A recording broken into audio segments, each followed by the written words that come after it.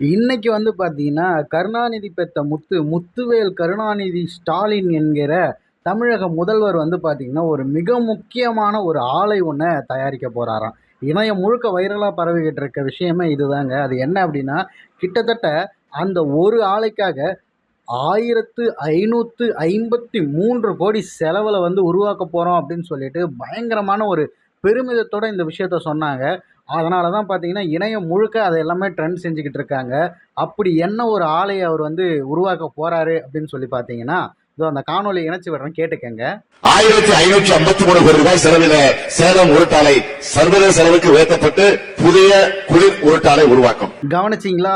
உருட்டு ஆலை அப்படின்னு சொல்லிட்டு இதற்காக ஒரு மிக முக்கியமான ஒரு முன்னெடுப்பு எடுத்திருக்காரு. இதுக்காக வந்து பார்த்தீங்கன்னா, நம்மளுடைய தமிழக முதல்வர் அவர்களுக்கு நம்ம ஒரு மிகப்பெரிய பாராட்ட தெரிவிக்கணும். ஏன்னா, அவர் பேசுற எல்லாமே உருட்டு அப்படின்னு சொல்லி நம்ம ஒரு பக்கம் கலாய்ச்சிட்டு இருக்கும்போது, டேய் உருட்ட வச்சு நான் ஒரு ஆலையே தயார் பண்ண போறேன்டா. கிட்டத்தட்ட 1553 கோடி செலவுல பண்ண போறோம் அப்படின்னு சொல்லிட்டு அவர் பேசின விஷயம் தான் இணையத்துல ட்ரெண்ட் ஆயிட்டு இருக்கு. சரி, ஓகே. இந்த கலாய், காமெடி அதெல்லாம் தவிர்த்து உண்மையிலே அவர் வந்து எதை உளறி தொலைச்சிருக்காரு அப்படின்னு பார்த்தீங்கன்னா, ஸ்டீல் ஃபேக்ட்ரிங்கிறத தான் அவர் உளறி தொலைச்சிருக்காருங்க.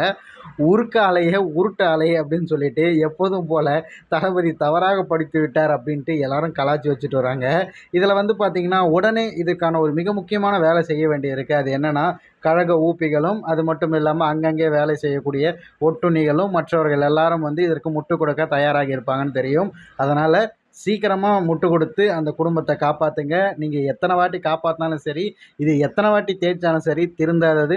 பார்த்து படிக்கிறதுல இந்த மாதிரியான பிழை வரும் அப்படிங்கிறத நாங்கள் தொடர்ச்சியாக சொல்லிக்கிட்டு தான் இருக்கேன். சரி, ஓகே. இந்த உருட்டு ஆலை பற்றி உங்களுடைய பார்வை என்னங்கிறத மறக்காமல் பின்னூட்டத்தில் பதிவிட்டுருங்க.